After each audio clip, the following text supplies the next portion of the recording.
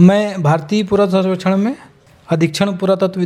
जैसे कि world heritage के रूप में विख्यात है सांची और दूर दूर तक इसकी ख्याति फैली हुई है।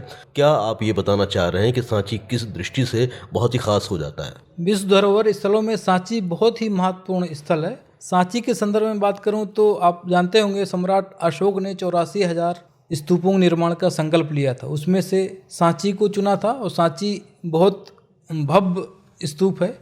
आप जानते हैं कि सम्राट अशोक की ससुराल भी विदिशा थी और देवी जो थी यहीं की थी, इनके साथ विवाह हुआ था, इस कारण से भी उनका लगाव रहा होगा। और फिर यहीं से उनने अपने पुत्र महेंद्र और पुत्री संघमित्रा को श्रीलंका भेजा था कि बौद्ध धर्म का प्रचार करें। तो अंतर्राष्ट्रीय संबंधों की बात करें तो ये बहुत ही महत्वपूर्ण घटना है कि सांची से ही अंतर्राष्ट्रीय संबंध एक दूसरे से बने। तो ये परंपरा अभी भी कायम है, सांची महोत्सव मनाया जा रहा है। और ये विश्व धरोहर सांची इस दृष्टि से भी महत्वपूर्ण है कि न सिर्फ इसमें भारत के बल्कि अन्य देशों के लोग भी यहाँ पर घूमने भी आते हैं और बहुत सारी जानकारियाँ भी लेना चाहते हैं। तो बहुत सारी जानकारियाँ जो उद्धृत हैं अलग अलग स्तंभों पर, और स्तूप तो एक विशेष अपने आप में है ही, तो उन जानकारियों में कौन सी ऐसी बातें हैं जो कई बार लोग जान नहीं पाते हैं, उन्हें आप हमारे श्रोताओं तक पहुँचा दें। सांची स्तूप के चारों दिशाओं में तोरण द्वार बने हैं। उन तोरण द्वारों में जातक कथाएं और बुद्ध से संबंधित कई घटनाओं का चित्रण एक तरह से किया है। स्कल्पचर आर्ट में उकेरी गई हैं, आकृतियां उकेर के बताया गया है कि किस तरह से घटनाक्रम है। तो वो बहुत ही रुचिकर है। तो आपने जातक कथाओं का जिक्र किया, तो कुछ उदाहरण स्वरूप हमारे श्रोताओं को बताएं कि किस तरह की कथाएं यहाँ पर उकेरी गई हैं। कथाएं बेसांतर जातक है, शाम जातक है, ये कई जातकों को हमने फोटो चित्रण के माध्यम से किया है। कई घटनाएं हैं जैसे बुद्ध के जन्म की है, जिसमें महामाया देवी स्वप्नम का चित्रण है। महामाया स्वप्न में हाथी, सफ़ेद हाथी देखती हैं, तो दरबार में जब उसकी व्याख्या की जाती है तो वहाँ असित ज्योतिषी ये व्याख्या करते हैं कि पुत्र जब घर में रहे, ये जन्मने वाला पुत्र है और जन्मेगा, यदि घर में रहा तो चक्रवर्ती सम्राट बनेगा, यदि बाहर निकल गया तो सन्यासी हो जाएगा। बुद्ध के संदर्भ में दोनों चीज़ें सही साबित हुई और राज दरबार के जो मंत्री लोगों ने जो कहा था वो सही हुआ। बुद्ध शायद जब गृह त्याग करते हैं उसका दृश्य यहाँ पर उकेरा गया है, उसकी क्या खासियत है? वो महान निष्क्रमण का दृश्य है।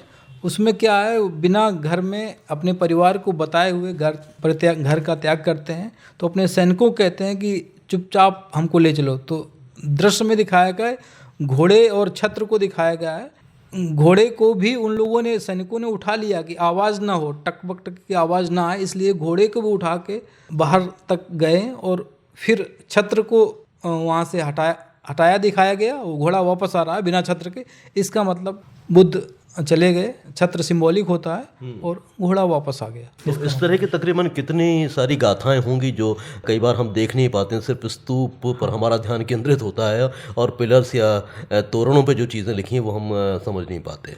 तोरण में एक इलस्ट्रेटेड एक एल्बम की तरह समझिए उसको, बहुत सारी चीज़ें हैं जिनकी व्याख्या समय समय पर करते हैं। और जो लोग सुधीजन हैं देखते हैं वहाँ, तो दोनों तरफ गेट के इस तरफ भी है उस तरफ भी कई कथानक हैं, कई दृश्य हैं, बुद्ध से संबंधित जो भी घटनाएं हैं वो वहाँ बनाई गई हैं। और बहुत ही सजीव चित्रण है उस समय के, जो फ्लोरा फौना उनका भी बहुत अतिशय बहुत बारीकी से बनाया गया है। पेड़ पौधों, चाहे वानर बनाए हो, चाहे मृग बनाए हो, चाहे जो चित्रण किया है बिल्कुल सजीव है, वो एक्शन में है, सजीवता दिखाई देती है। इतने वर्षों में सांची की ख्याति तो दूर दूर तक फैली ही है। आने वाले समय में आप इसे और भी भव्य रूप देने के उद्देश्य से या फिर उसकी कोई और भी छुपी हुई जानकारियों को सामने लाने के लिए और अपनी तरफ से कुछ प्रयास कर रहे हैं आर्कियोलॉजिकल सर्वे ऑफ इंडिया की तरफ से? भारतीय पुरातत्व सर्वेक्षण अपने प्रयास लगातार करते रहे हैं। संरक्षण के काम अच्छे किए गए हैं और अभी चारों तरफ थोड़ा विस्तारित किया जा रहा है, हरियाली रहे और वो पूरा लैंडस्केप अच्छा रहे। वातावरण वहाँ शांतिपूर्ण पहले से है और वो शांति वहाँ बनी रहे, इसके लिए हम लोग विस्तारित करते हुए, साफ़ सफाई का ध्यान रखते हुए, पहुँच मार्ग अच्छी तरह से करते हैं और मूवमेंट लोगों का अच्छे से हो, इसलिए हम लोग प्रयासरत हैं और उस पर काम कर रहे हैं। तो अधीक्षण पुरातत्व होने के नाते आप इस विश्व धरोहर सांची को लेकर क्या कहना चाहते हैं? साथ ही आपके इस कम ही देखने को मिलता है, आप लोग गौरवान्वित महसूस करें कि इतनी बड़ी धरोहर सांची यहाँ है। वो शांति का भी प्रतीक है, दुनिया में शांति के लिए एक संदेश देता है।